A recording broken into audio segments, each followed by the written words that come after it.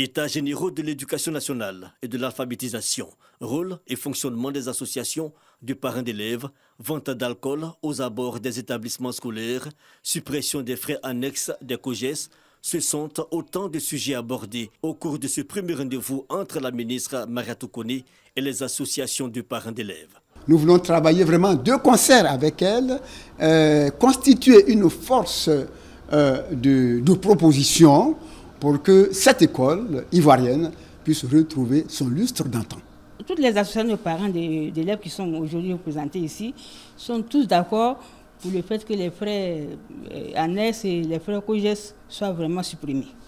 Donc ça a été un ouf de soulagement pour nous les parents d'élèves.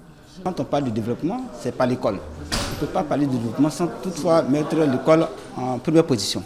Et donc nous, parents d'élèves, nous attendons beaucoup et surtout des IGNA qui vont trouver des solutions aux problèmes qui minent notre système. Continuer de jouer les premiers rôles dans la bonne éducation des enfants, une volonté des parents d'élèves saluée par la ministre, qui leur a réaffirmé par ailleurs l'engagement du gouvernement ivoirien à trouver les solutions idoines pour une éducation équitable et qualitative en faveur des enfants de Côte d'Ivoire. Tout le travail que nous faisons, c'est pour les parents.